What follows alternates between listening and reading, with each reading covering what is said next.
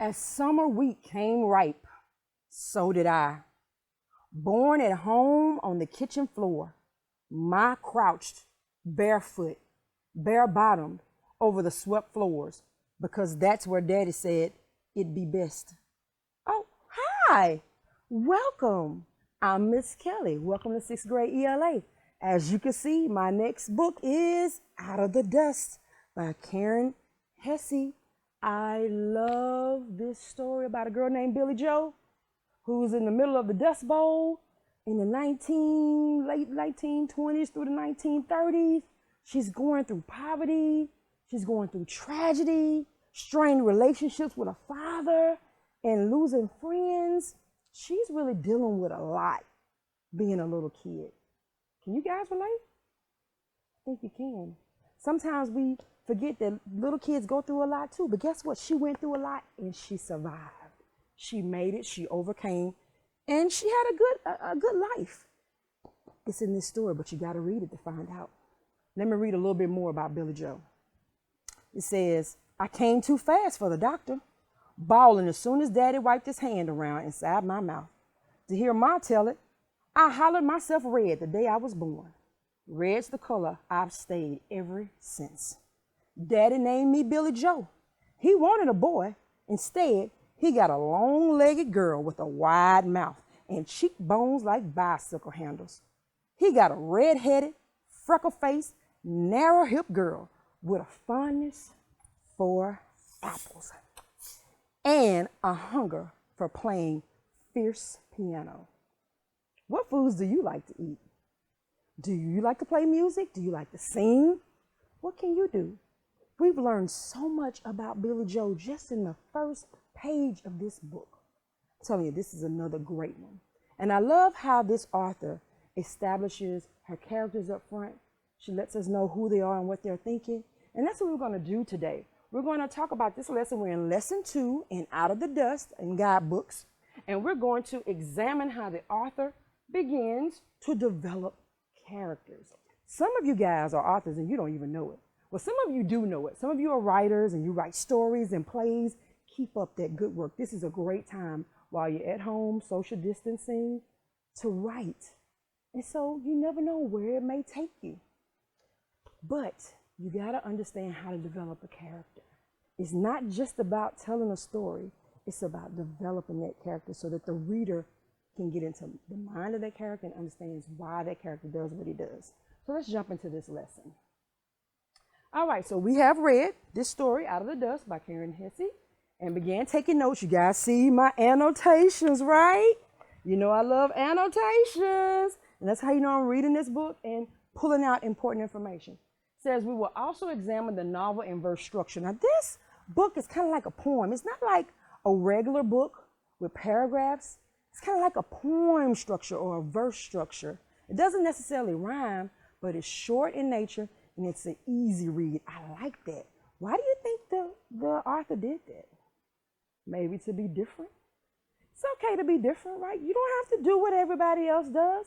You can do something that stands out, and that's exactly what she did. And this book has been recognized in American children's literature. So who knows? You might write an award-winning book as well.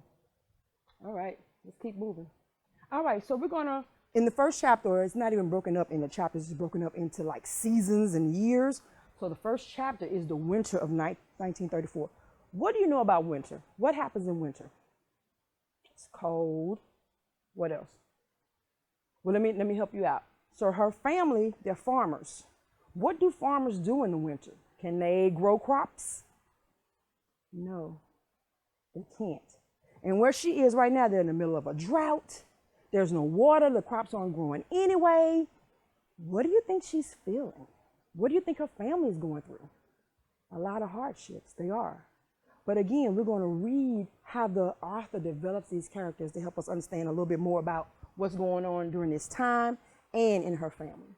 And it says we're going to examine text closely for details about the character. And we know when we find details that are really good, we make our annotations. Very good. All right, so you're going to need the book if you happen to have it. I have a evidence chart, an analysis chart we're going to pull up, and a reading log or a journal. I keep my journal with me. Do you keep yours with you? I'm always writing constantly, so keep yours with you as well. All right. All right, so I'm going to read another verse in text called Mr. Hartley's Money Handling. Mr. Hartley's money handling is very important because it gives you some context about the characters. So it says, after I read it, ask yourself, what does this poem tell me about the characters? Okay, so let me begin. Mr. Hartley's money handling. It was Daddy's birthday, and Ma decided to bake him a cake. There wasn't enough money for anything like a real present. Ma sent me to fetch the extras with 50 cents she's been hiding away. Don't go to Joy City, Billy, she said. You can get what you need down at Hartley's store. First of all, can we pause? Did you guys hear that she gave her how much money? 50 cents. Tell me what kind of present can you buy your daddy for 50 cents in this day and time? Not much. But back then, the value of money, or I should say people didn't have a lot of money. Banks were failing, and so things didn't cost a whole lot. So you could take a little bit of money and buy something, more of value back then than you can now. Okay, it says, I slipped the coins into my sweater pocket, the pocket without the hole, thinking about how many sheets of new music 50 cents would buy. Mr. Hartley glared when the Wonder Bread door banged shut behind me. He squinted as I creaked across the wooden floor. Mr. Hartley was in the habit of charging too much for his stale food, and he made bad change when he thought he could get away with it. I squinted back at him as I gave him Ma's order. So let's talk about Mr. Hartley. What do we know about him? Seems like a mean man. Seems like he cheats people when he feels like he can get away with it. So that means you got to watch him. And he's the one that runs the store, right? Okay, let's keep going. Mr. Hartley's been worse than normal. Since his attic filled with dust and collapsed under the weight, he hired folks for the repairs and argued over every nail and every little minute. The whole place took shoveling for days before he could open again. Some stock was so bad in it, it had to be thrown away. The stove clanked in the corner as Mr. Hartley filled Ma's order. I could smell apples. There's apples again. Ground coffee and peppermint. I sorted through the patterns on the feed bags and sneezed dust. Blew my nose. When Mr. Hartley finished sacking my things, I paid the bill and tucking the list in my pocket along with the change, hurried home so Ma could bake the cake before Daddy came in. So now we're at the end of this purchase. She's gotten her money back, her change, and she's tucking it in her pocket and she's getting ready to head home. No big deal, right? Let's read and see. All right, it says, but after Ma emptied the sack, setting each packet out on the oilcloth, she counted her change. And I remembered with a sinking feeling that I hadn't kept an eye on Mr. Hartley's money handling. Wait a minute, why do we have to keep an eye on Mr. Hartley? Because he does what? He's a cheat, right? Very good. And Mr. Hartley had cheated again.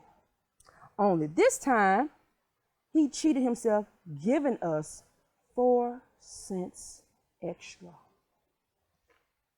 Have you ever purchased something and then you got your change back, but you got more than you were supposed to get? And you think, oh, I'm just going to keep this. I ain't finna tell nobody, hey, this is a blessing. I'm finna keep it moving.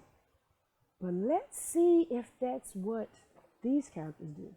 Let's see. Or some people, they'll get something extra they're not supposed to have, and they'll go and tell the person. That's what I do. I say, hey, this is something you gave me extra. I want to give it back. Oh, okay. And most times people are gracious and they say thank you. Let's see what this character does. So while Mom mixed the cake, I walked back to Mr. Hartley's store, back through the dust, back through the Wonder Bread door, and thinking about the secondhand music in a moldy box at the shop in Joy City. Music I could have for 2 cents a sheet. I placed Mr. Hartley's overpayment on the counter and turned to head back home. Mr. Hartley cleared his throat, and I wondered for a moment if he called me back to offer a piece of peppermint or pick me out an apple from the crate. But he didn't, and that's okay. Ma would have thrown a fit if I'd taken a gift from him. So this character, even though we know she wants to buy music and it only costs 2 cents and she has some extra money to do that, she doesn't think about herself. She turns the money in because she knows it's the right thing to do and she knows it's what her mother would want her to do. So now we can see that this character likes to do the right thing. That's good. That's what you should do whenever you're faced with a challenge. Always do the right thing. You will always come out on top in the end. All right. So it says, what does this instruction from Ma tell us about her character? Don't go to Joy City, Billy, she said. You can get what you need down at Harley's store. What does that tell you about Ma? Maybe she doesn't want her child to go too far. Maybe she wants to keep her close. Or maybe she knows she can get a better deal at Harley. Use this piece of text and evidence and complete the first row of your character evidence chart. We'll get to that a little bit later. Let's keep moving. So, well, we read it already. Let's keep going. So, we're just going to pause on that. All right, so here's another section that we're going to read. It says, what does this exchange between Billy Joe and Ma tell you about Daddy? Let's read it. I asked Ma, how, after all this time, Daddy still believes in rain. Well, it rains enough, Ma says, now and again, to keep a person hoping. But even if it didn't, your daddy would have to believe it's coming on spring, and he's a farmer. What does this exchange tell you about Billy Joe and Ma and Daddy? What does it tell you? First, we know Daddy's a farmer. He's hoping and believing it's going to what? Rain. Why do farmers need rain? So that their crops can grow and so they can sell them and make money. So he's hoping, even though they're in the middle of a dust storm and a drought, he's still hoping. And so we know that the little girl is inquisitive. She's looking at the reality of the situation. Why is Daddy still hoping? But we know Ma also believes, because otherwise she would have said something completely different to her little girl. She gets her to hope as well, or gives her reason why they're hoping. So I love that. She has a positive mindset. All right, and so let's pull up our character analysis chart. Let's talk a little bit about it. All right, so we didn't read a whole lot about Daddy, but we did read a little bit about Billy Joe. So let's look at her. So it says, describe her physically and emotionally. We know that Billy Joe has long legs. She has a wide mouth, high cheekbones, red hair, freckles. We know she has narrow hips. She's relentless and sassy. And she loves apples. It's not on here, but this says she has a hunger for playing fierce piano. Notice how it says page 3. I love how it notes or lists where you can get the information from. So whenever you're completing any type of chart about a book, I always reference where you get the information from. So when you're writing anything, your narratives, your summaries, you can always reference it. Let's do one more. What evidence or quotations that reveal their thoughts and point of view regarding various events? Well, we just read one about Billy Joe asking her mom about why is Daddy hoping for rain. That'll let you know that she's kind of looking at the situation, but also questioning why her daddy is thinking and doing the things that he's doing. But here's something, we didn't actually read this, but I'm going to tell you what this chart has. It says, I've been relentless in this little panhandle shack we call a home. I can handle myself most everywhere he puts me, even on the tractor. Thoughts I don't like that much. So we know that Billy Joe's dad wanted what? A boy. He didn't want a girl. He wanted a boy. Probably so that he could get more help on the farm, so he can get more things done. But Billy Joe's pulling her on. She's a girl, but she'll ride the tractor. She'll do whatever her dad needs to do because she's all in. She's a team player for her family.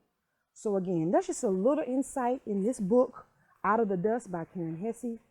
Read it. It gets so good. Again, there's tragedy that strikes. She has overcome that.